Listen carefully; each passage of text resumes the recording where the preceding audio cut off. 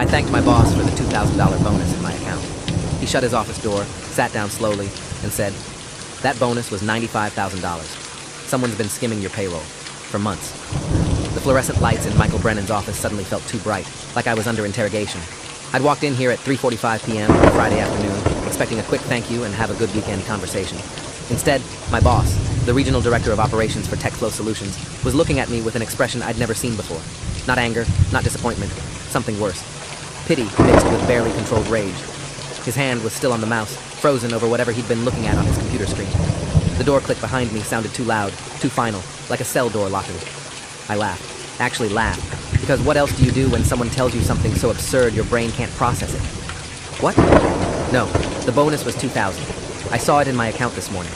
I came to thank you for it. My voice sounded strange to my own ears. Too high, too defensive. Michael didn't smile. He turned his monitor toward me. The screen showed a payroll summary with my name at the top, employee ID 4729, hire date January 2019. The bonus line read, performance bonus, Q1 2024, $95,000. Approved by M. Brennan. Processed March 28, 2024. Net deposit after taxes, $61,340. My stomach dropped through the floor. I'd received $1,287. After taxes, that tracked with a $2,000 bonus, not a $95,000 one. The numbers on Michael's screen blurred and refocused. I reached out to steady myself against his desk. That's not possible. I only got $2,000. Check my bank account. I can show you right now. I was already pulling out my phone, fingers shaking as I opened my banking app. The deposit from TechFlow payroll, dated March 28th, showed exactly $1,287. I turned my phone toward Michael. He glanced at it, then back to his screen.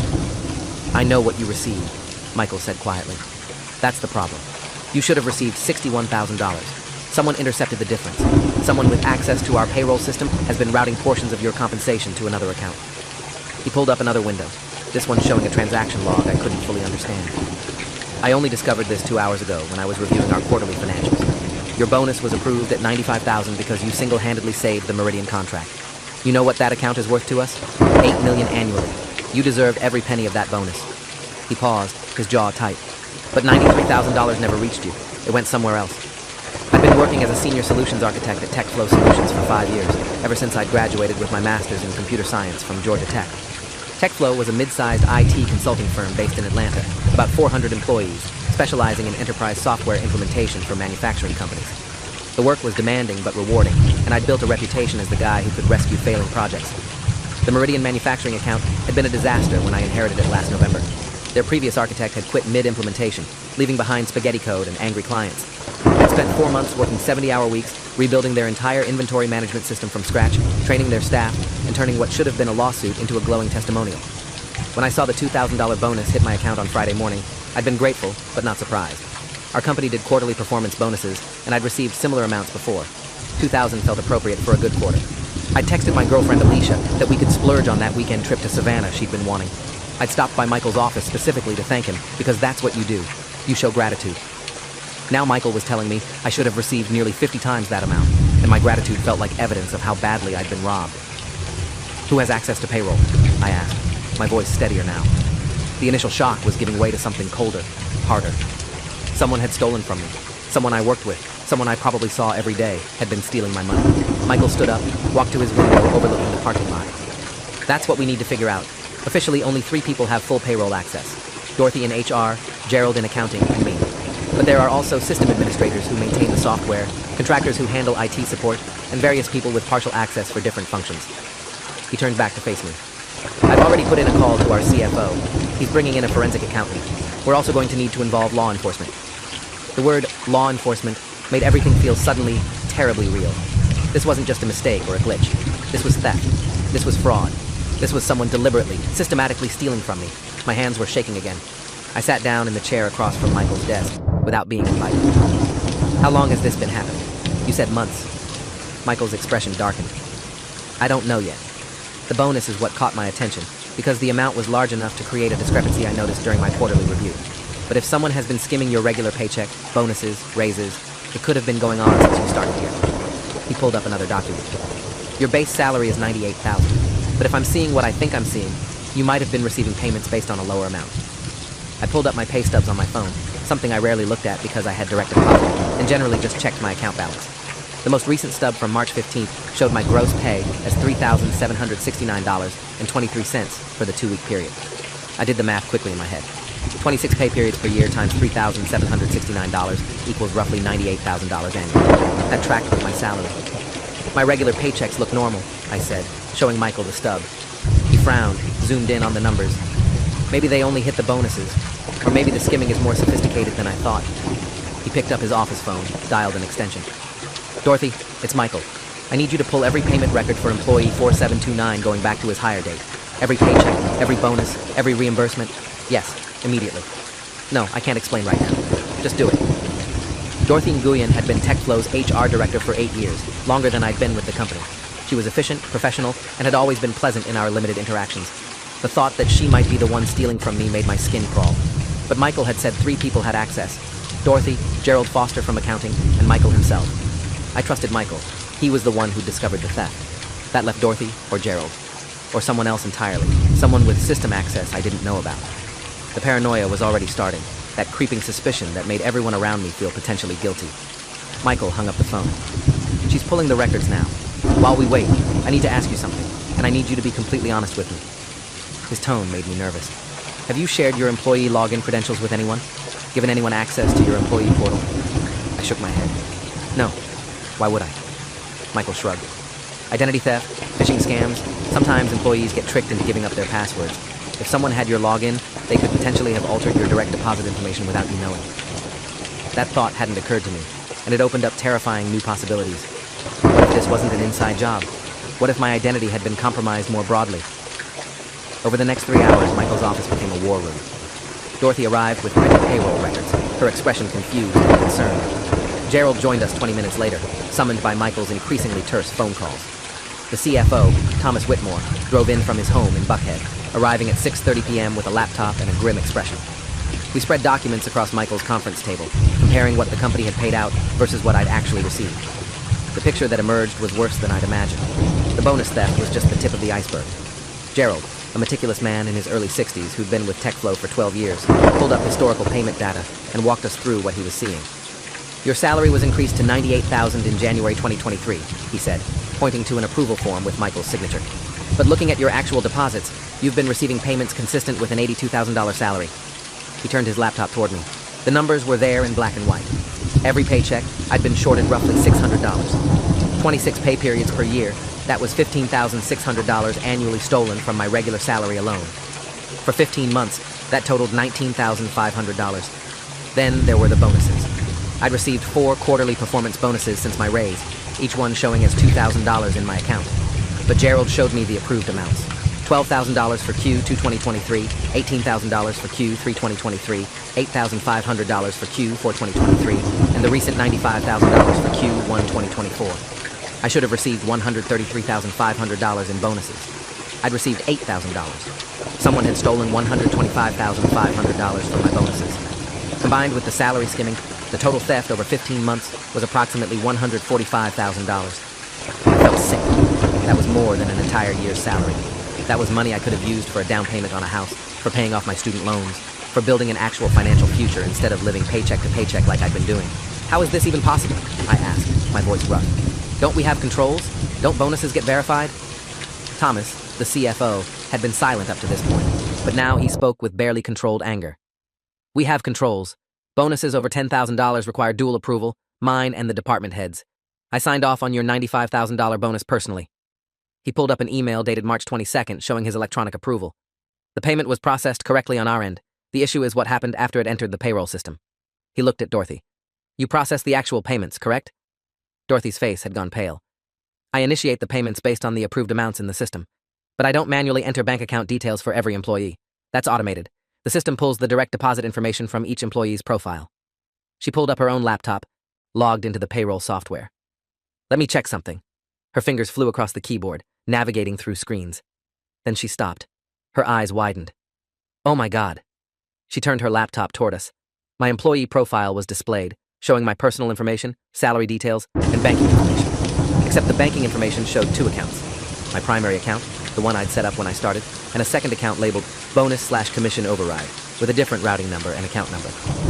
I never set up a second account, I said immediately. I don't even know what that is. Thomas leaned in, examining the screen. When was this added? Dorothy clicked through the change history. February 12th, 2023. Modified by user D.Nguyen. She looked up, her expression stricken. That's my user ID, but I didn't do this. I swear to God, I didn't add this account. The room went silent. Either Dorothy was lying, or someone had used her credentials to make the change. Michael stood up. We're done speculating. Thomas, call your forensic accountant contact. I want someone here first thing Monday morning. Dorothy, Gerald, I need both of you to document everything you've touched related to this employee's payroll for the past 2 years. Every approval, every payment, every system access. I want timestamps, IP addresses, everything. Gerald nodded and left quickly. Dorothy remained seated, tears forming in her eyes. Michael, I would never steal from an employee. You have to believe me. Michael's expression softened slightly. I'm not accusing you, Dorothy, but your credentials were used to make unauthorized changes. Either you did it, or someone else is using your access. Either way, we need to figure out what happened. After Dorothy left, Thomas pulled me aside. I'm going to need you to file a police report. This is theft over $100,000. That's a felony in Georgia. The company will cooperate fully with any investigation, but you're the victim here. You need to be the one to initiate the criminal complaint. I drove home in a daze. It was after 8 p.m., the sun already set. Atlanta traffic finally thinned out. My hands gripped the steering wheel so tight my knuckles were white. Someone had stolen $145,000 from me. Someone had systematically, deliberately diverted my money into their own account for over a year, and I'd never noticed. I'd been grateful for the scraps they left me, thanking my boss for a $2,000 bonus when I should have received $95,000. The humiliation burned almost as hot as the anger. How had I not noticed? How had I been so oblivious? The answer was uncomfortable. I trusted the system. I trusted that when my paycheck hit my account, it was the right amount. I trusted that the company I'd given 5 years of my life to was treating me fairly. I'd never thought to verify my pay stubs against my offer letter, to cross-check my bonuses against my performance reviews. I just assumed everything was correct, and someone had exploited that trust to rob me blind. When I got home to my apartment, a modest one-bedroom in Virginia Highland that I could barely afford, I pulled out my original offer letter from 2019. Starting salary, $72,000. I'd received raises in 2020, 2021, and 2023, documented in emails from Michael and HR. My current salary should have been $98,000, but I'd been receiving $82,000. The missing money, accumulated over 15 months, would have been enough to move out of this cramped apartment. Maybe buy a small house, start building equity instead of paying rent. I called Alicia. She answered on the second ring, her voice bright. Hey, are you still at work? I was thinking we could grab dinner at that Thai place you like. I couldn't even respond for a moment. The words stuck in my throat. Babe, what's wrong? Her tone shifted immediately to concern. I told her everything.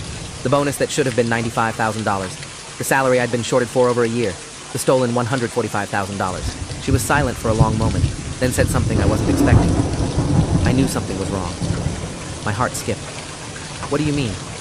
Alicia took a breath. Last year, when you got that promotion and the raise, you said you'd finally be making 6 figures. But your lifestyle didn't change. You were still stressed about money, still worrying about student loans, still driving that 15-year-old Camry. I thought maybe the raise wasn't as much as you thought, or maybe you were saving aggressively, but it didn't make sense. You should have had more breathing room financially. She was right. After my raise to $98,000 in January 2023, I should have been comfortable. Not wealthy, but stable. Instead, I'd been scraping by, stressed about every unexpected expense, unable to save more than a few $100s per month. I'd thought I was bad at budgeting, bad with money. Turns out I'd been fine. Someone else had been taking my money before I ever saw it. I filed the police report on Saturday morning at the Atlanta Police Department's White-Collar Crimes Division. The detective who took my statement was Veronica Albright, 22 years on the force, specializing in financial crimes and fraud. She was in her late 40s, sharp-eyed, with the kind of intense focus that made me feel like she was cataloging every detail. I walked her through the timeline, showing her the payroll documents Thomas had emailed me, my bank statements, the screenshots of the fraudulent account added to my employee profile. Detective Albright took notes in a worn leather notebook, occasionally asking clarifying questions. So, this secondary account, she said, tapping her pen against the page. The one labeled bonus/commission override. Do you have any information about where it actually leads? Bank name, account holder? I shook my head. The company's CFO is working with a forensic accountant to trace it. They said they'd have more information by Monday. Albright nodded. Good. I'll coordinate with them. But I need you to understand something. This is going to take time. Financial fraud investigations, especially ones involving internal corporate systems, can take months to untangle. We need to build a case that proves not just that money was stolen, but who stole it and how. That requires documentation, expert testimony, digital forensics. Months. The word settled over me like a weight. I'd been robbed of $145,000, and Justice would take months. In the meantime, what? I kept working at TechFlow, knowing someone there was a thief. I kept showing up to the office, making small talk with people who might have stolen from me. Albright must have seen something in my expression, because she softened slightly. I know it's frustrating, but the good news is, whoever did this left a digital trail. Bank accounts, system access logs, timestamps. Financial crimes are actually easier to prosecute than a lot of other cases because money leaves tracks. We'll find them. The forensic accountant arrived at TechFlow's office Monday morning at 9 a.m. sharp. Her name was Patricia Liu, CPA, CFE, 20 years experience in fraud examination and forensic accounting. She set up in one of the conference rooms with 3 laptops, a printer, and what looked like a portable server. Thomas introduced me to her before her first meeting with the executive team. Ms. Liu is one of the best in the Southeast, he said. If there's evidence of fraud in our systems, she'll find it. Patricia shook my hand with a firm, professional grip. I'm sorry this happened to you. I've reviewed the preliminary documents. This was sophisticated. Whoever did this knew exactly how your payroll system works and exploited a weakness in your direct deposit override protocols. Over the next 3 days, Patricia essentially took over TechFlow's accounting department. She interviewed Dorothy, Gerald, and every other employee with any level of payroll system access. She pulled system logs going back 2 years, tracking every login, every change, every transaction. She requested bank statements from the company, from me, and subpoenaed records from the bank where the fraudulent account was held. I tried to work, tried to focus on my projects, but I was useless. I kept checking my phone for updates, kept refreshing my email, kept looking around the office wondering which of my coworkers was a thief. On Wednesday afternoon, Patricia called an emergency meeting. Present were me, Michael, Thomas, Dorothy, Gerald, and TechFlow's attorney, Richard Knowles, who'd been brought in to advise on the legal implications. Patricia stood at the head of the conference table with her laptop open. I've traced the fraudulent account, she said without preamble. The bonus/commission override account that was added to the employee's profile in February 2023 belongs to a Coastal Bank checking account opened in January 2023. The account is registered to a Veronica Albright. My brain short-circuited. What? No, that's the detective investigating this case. Patricia held up a hand. Different person. There are 127 Veronica Albrights in Georgia, according to public records. This particular Veronica Albright is actually an alias. The social security number used to open the account is fake. The address is a UPS store in Marietta. But the account has received $145,873.29 in deposits over the past 15 months, all from TechFlow Solutions payroll, all corresponding to the amounts that should have gone to you. She pulled up a bank statement showing the deposits. My bonuses, my salary, my money, flowing into a ghost account under a fake name. Who opened the account? Thomas demanded. Patricia clicked to another screen. The account was opened online using forged identity documents. The bank's fraud department is cooperating with Detective Albright's investigation. They've provided the IP address used to open the account and conduct transactions. That IP address belongs to a residential internet connection in Decatur, Georgia. She paused for effect. The same address where Dorothy Nguyen lives. The room exploded. Dorothy stood up so fast her chair fell backward. That's insane. I didn't do this. Someone must have hacked my internet, my computer, something. I would never steal from anyone. Michael held up his hands. Dorothy, sit down. Let Patricia finish. Dorothy sat, her face flushed, tears streaming down her face. Patricia continued, her voice neutral and professional. The IP address alone isn't conclusive. As Ms. Nguyen says, it could be spoofed or accessed through a compromised network. However, the system logs tell a more complete story. The change to add the fraudulent account to the employee profile was made on February 12, 2023 at 11:47 p.m. The login used was Dean Nguyen's credentials. The IP address was Dorothy's home connection. The computer MAC address matches Dorothy's work laptop, which she's allowed to take home per company policy. Dorothy's voice was a whisper. I didn't do it. I swear on my children's lives I didn't do this. Patricia wasn't done. The pattern of access is consistent with someone who knows the payroll schedule intimately. Changes to the direct deposit override were made within hours of bonus approvals, ensuring the fraudulent account would capture the maximum amount. The salary skimming was more subtle, implemented through a formula in the payroll software that calculated the employee's net pay based on a salary $16,000 lower than his actual salary, with the difference routed to the secondary account. Richard, the attorney, leaned forward. So, whoever did this had deep knowledge of the payroll system and had administrative access. Patricia nodded. Yes, and according to the access logs, only 3 people have that level of access. Dorothy Nguyen, Gerald Foster, and Michael Brennan. However, Gerald's access logs show no activity during the relevant time periods, and his IP addresses are all from the office or his home in Alpharetta. Michael Brennan's access shows normal executive review activity, but no modifications to employee profiles or direct deposit information. She looked at Dorothy. Dorothy's account shows extensive activity, including the specific changes that facilitated the theft. The evidence was damning. Dorothy was crying openly now, her hands shaking. I don't understand. I didn't do this. Why would I do this? I make $65,000 a year. I'm not hurting for money. Thomas's voice was cold. Your bank records show deposits totaling $145,000 over 15 months. I'd say you are significantly better off financially than you were 2 years ago. Dorothy looked up, confused. What deposits? I don't have any extra money. You can check my accounts. I'm barely breaking even every month. That stopped everyone. Patricia tilted her head. You're saying you don't have the stolen funds? Dorothy shook her head frantically. I don't have anything. I have my salary, direct deposited to my Bank of America checking account. That's it. Patricia pulled up another document. Bank records for Dorothy Nguyen show a primary checking account at Bank of America, receiving bi-weekly payroll deposits of approximately $2,200, consistent with a $65,000 salary after taxes. No unusual deposits, no large transfers, no evidence of the stolen funds. She clicked to another screen. However, I also ran a search for bank accounts opened using Dorothy's home address. In addition to her Bank of America account, there's the Coastal Bank account under the alias Veronica Albright, and a third account at SunTrust opened in February 2023 under Dorothy's actual name, but with a slightly different social security number, a single-digit transposition. The room went silent. Thomas spoke first. Someone opened a bank account in Dorothy's name? Patricia nodded. Using her home address, a fake SSN, and forged identity documents. That account has received wire transfers totaling $82,000 from the Coastal Bank account, the one receiving the stolen payroll funds. So the money trail goes, TechFlow payroll to Coastal Bank alias account, then to SunTrust account in Dorothy's name, then withdrawn in cash over time. She looked at Dorothy. Have you been making large cash withdrawals recently? Dorothy shook her head, looking utterly lost. I don't even have a SunTrust account. I've only banked with Bank of America for 15 years. Michael's expression had shifted from anger to confusion. So either Dorothy is an incredibly sophisticated criminal who's pretending not to know about these accounts, or someone is setting her up. Patricia pulled off her glasses, rubbed her eyes. That's what I thought initially, but then I looked deeper.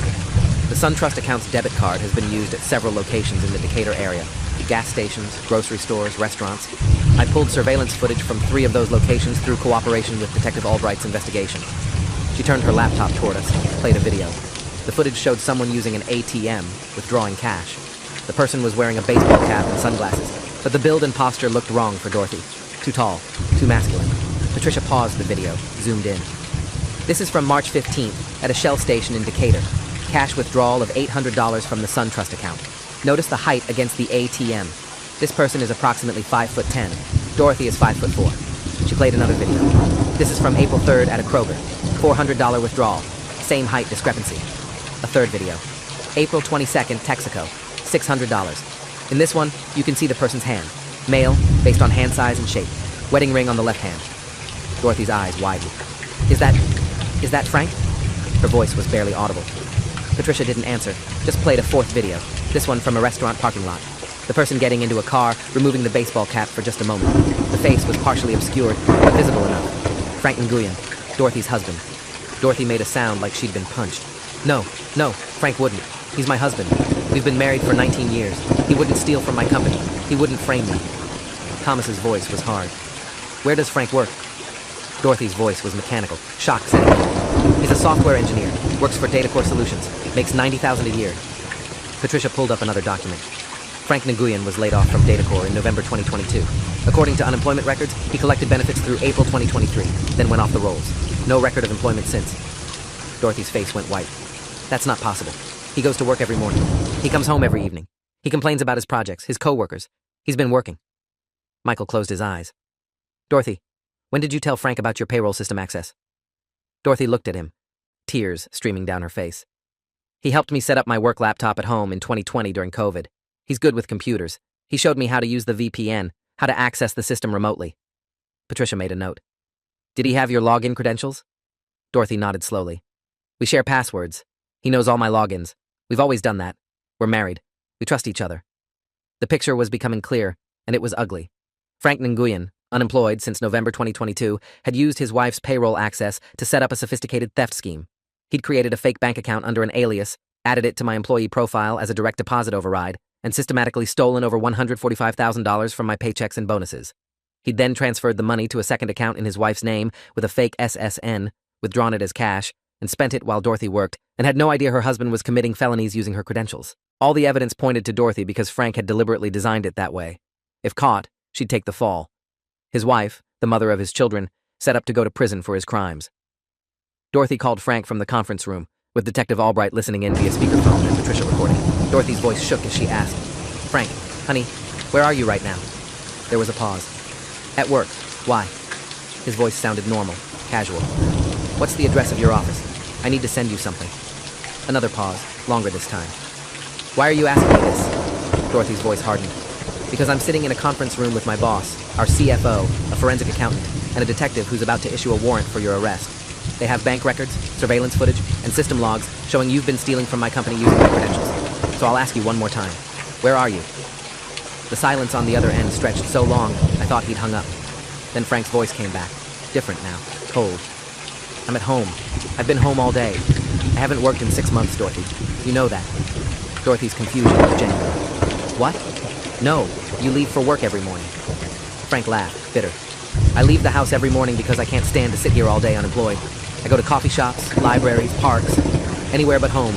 And while I'm out, I've been trying to figure out how to tell you that we're broke, that I lost my job, that we can't afford our mortgage on your salary alone." He paused. "So yeah, I took some money from your company, from someone who could afford it, someone making 6 figures who wouldn't even notice a few thousand missing." Detective Albright spoke for the first time. "Mr. Nguyen, this is Detective Veronica Albright with the Atlanta Police Department. I need you to understand that you've just confessed to theft over $100,000, wire fraud, and identity theft. These are federal crimes. I have officers on the way to your location now. I'm advising you not to resist arrest." Frank's voice cracked. "Dorothy, I'm sorry. I was trying to keep us afloat. I was going to pay it back when I found another job. I didn't think anyone would notice." Dorothy hung up the phone and put her head in her hands, sobbing. Frank Nguyen was arrested at his home in Decatur at 4:37 p.m. that Wednesday afternoon. The charges were extensive: felony theft, wire fraud, identity theft, computer fraud, and forgery. Because the theft exceeded $100,000 and crossed state lines through the banking system, the FBI became involved.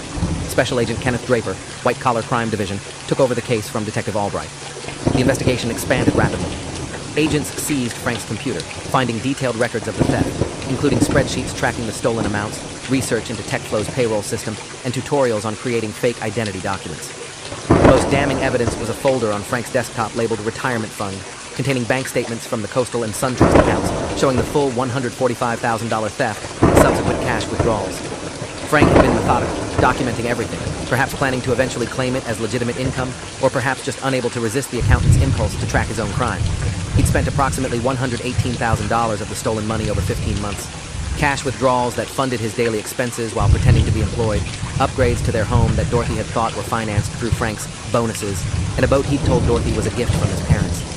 The remaining $27,000 was still in the SunTrust account, which was immediately frozen by the FBI. The federal prosecutor, Assistant U.S., Attorney Michelle Carver, 23 years with the DOJ, specialized in white-collar crimes, explained the case to me in her office downtown. "Mr. Nguyen is looking at 20 to 30 years in federal prison if convicted on all counts. The theft alone is a decade. Add in the wire fraud, the identity theft, the use of interstate banking systems, and we can stack the charges significantly." She leaned back in her chair. "He's already trying to negotiate a plea deal. His attorney is arguing for reduced charges in exchange for full restitution and cooperation." I sat across from her, still processing everything. "What about Dorothy? She had no idea what he was doing?" Carver shook her head. "We've investigated thoroughly. Dorothy Nguyen is a victim here, same as you. Her husband used her credentials without her knowledge, committed crimes in her name, and set her up to take the fall if discovered. She's been cooperative with the investigation and won't face charges." She pulled out a document. "However, we do need your input on something. As the victim, you have the right to provide a statement regarding sentencing recommendations. You can advocate for leniency or push for maximum penalties. What happens to Frank Nguyen partially depends on what you want to see happen." What did I want? I'd lost $145,000, money I'd earned through long hours and hard work. Money that would have changed my life, given me financial security I'd never had. Frank Nguyen had stolen that from me, stolen my future, and he'd done it casually, methodically, without remorse until he was caught. He'd justified it by saying I could afford it and wouldn't notice, as if being robbed was okay, as long as the victim didn't immediately realize it. But I also knew Frank had a family, Dorothy and 2 teenage kids who were about to watch their father go to prison. Kids who'd done nothing wrong except have a father who was a criminal. "I want full restitution," I said finally. "Every penny, plus interest and penalties. I want it documented in court that what he did was theft, not some justified redistribution. But beyond that, I'll leave sentencing to the judge. I'm not going to advocate for him being locked up forever, but I'm not going to ask for leniency either. He's an adult. He made choices. He can face the consequences." Carver nodded, made a note. That's fair. For what it's worth, between the frozen account and asset seizure, we'll recover about $35,000 immediately. The rest will come through wage garnishment and liquidation of Frank's assets. You won't get everything back overnight, but you will get it back eventually. The trial didn't happen. 6 weeks after Frank's arrest, his attorney negotiated a plea deal. Frank pled guilty to wire fraud and theft, with the other charges dropped in exchange for his cooperation and an agreement to full restitution. The sentencing hearing was scheduled for September. In the meantime, TechFlow conducted its own internal investigation, brought in outside consultants to audit their entire payroll system, and implemented new security protocols. Dorothy was placed on paid administrative leave during the investigation, then eventually returned to work with the understanding that she was a victim, not a perpetrator. She filed for divorce from Frank within a month of his arrest. Michael called me into his office on a Friday afternoon in July, 3 months after he'd first shown me that payroll document revealing the theft. "I wanted to give you an update on restitution," he said, pulling up a spreadsheet. "The FBI recovered $27,000 from the frozen account. Frank's attorney has agreed to liquidate assets, including the boat and some other property, which should net another $40,000. That leaves $78,000 still owed." He paused. "TechFlow's insurance is covering $60,000 of that as a liability claim, since the theft occurred through our systems. Frank will be responsible for the remaining $18,000 through wage garnishment from whatever job he gets after prison." I did the math. I'd get back $127,000 of the $145,000 stolen. Not perfect, but better than I'd hoped. Michael continued. "There's one more thing. The company is issuing you a formal apology and a settlement payment of $30,000 for the distress this caused and our failure to detect the theft sooner. We're also fast-tracking your promotion to principal architect, which comes with a salary increase to $115,000. He slid a document across the desk. "I need you to sign this agreement acknowledging the settlement and agreeing not to pursue additional legal action against TechFlow." I read through the agreement carefully, a habit I developed after learning the hard way that documents don't always mean what you think they mean. The settlement was fair. TechFlow hadn't committed the theft, but they'd failed to prevent it, and they were taking responsibility. I signed. Michael shook my hand. "I'm sorry this happened. You deserve better from us, from the system, from everything. But I'm glad we caught it. I'm glad we're making it right." I nodded. "Me too." The sentencing hearing happened on a Thursday morning in September at the federal courthouse downtown. I sat in the gallery with Alicia, watching as Frank Nguyen stood before Judge Leonard Harper, a federal judge with 32 years on the bench. Frank looked smaller than I remembered from his arrest photos, diminished by an orange jumpsuit and handcuffs.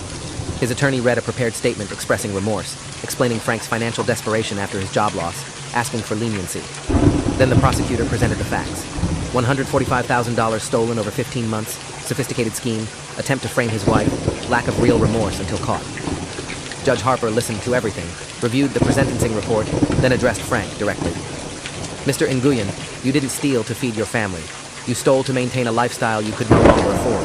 You used your wife's credentials to commit crimes, set her up to take the fall, and showed no remorse until law enforcement was closing in. You stole from a hardworking employee who trusted his employer, and you did it systematically for more than a year." He paused. "I'm sentencing you to 8 years in federal prison, followed by 3 years supervised release. You'll also pay full restitution of $145,000 plus interest and penalties.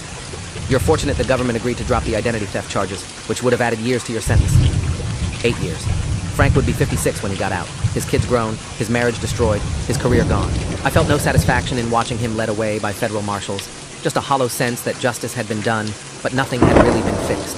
The money would come back eventually, but the 15 months of financial stress I'd endured, the opportunities I'd missed, the trust I'd lost in systems and people, none of that could be restored through restitution and prison time. Outside the courthouse, Alicia took my hand. "How do you feel?" I thought about that. Relieved, angry, tired, all of it. She squeezed my hand. "You did the right thing. You reported it, you cooperated with the investigation, you didn't let him get away with it." I nodded. I keep thinking about what would have happened if Michael hadn't noticed the bonus discrepancy. How much more could Frank have stolen? How long before I noticed? Alicia leaned her head against my shoulder. "But he did notice, and you did find out, and now it's over." 3 months later, I bought a house. Not a mansion, just a modest 3-bedroom in Brookhaven with a small yard and a mortgage I could actually afford with my new salary. The down payment came from the insurance recovery and TechFlow's settlement. I moved in on a Saturday with help from friends, including some co-workers who'd stood by me through the investigation. Michael came by with a bottle of bourbon and a housewarming gift, a framed print that said, "Trust but verify in elaborate calligraphy." I hung it in my home office, a reminder of the most expensive lesson I'd ever learned. I still work at TechFlow, still do the same job, now with a better title and better pay. Dorothy eventually left the company, unable to handle the stigma of being associated with the theft, even though she was a victim. We had coffee once, a few months after Frank's sentencing, and she apologized for what her husband had done. I told her she had nothing to apologize for. She'd been betrayed worse than I had, by someone who was supposed to protect her. Last I heard, she'd moved to North Carolina to be closer to her sister, started over somewhere nobody knew her story. I check my pay stubs now, every single one.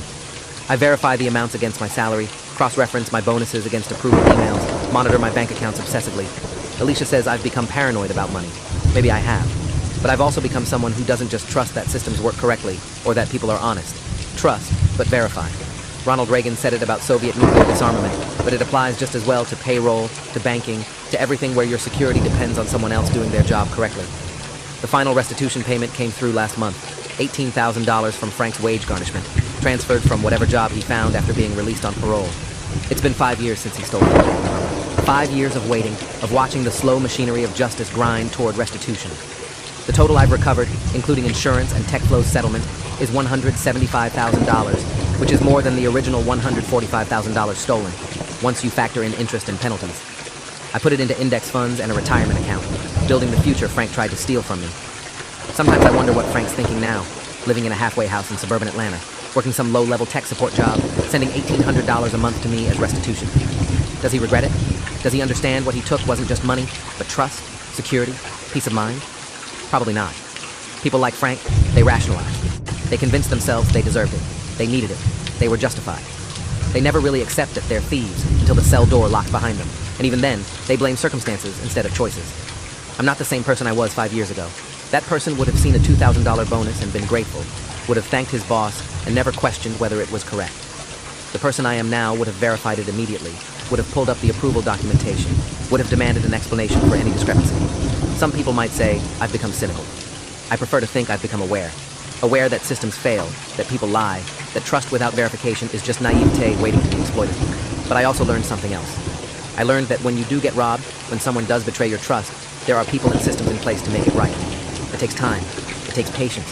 It takes mountains of documentation and cooperation with investigators and prosecutors and attorneys. But justice, slow and imperfect as it is, does eventually show up. Frank Nguyen stole $145,000 from me, but he lost 8 years of his life, his marriage, his career, and his freedom. I got my money back plus interest. He'll be paying for his crime for the rest of his life. The person who really lost was Dorothy. She did nothing wrong except trust her husband and share her passwords, and she lost her marriage, her career, her peace of mind. I ran into her about a year ago at a Starbucks in Midtown. She was visiting Atlanta for her son's college graduation. We talked for 20 minutes, awkward, but genuine. She asked if I'd fully recovered financially. I said yes. She told me Frank had written her from prison, asking for forgiveness. She'd never responded. Some betrayals, she said, are too fundamental to forgive. I understood that. If you made it this far, hit like, you've earned it.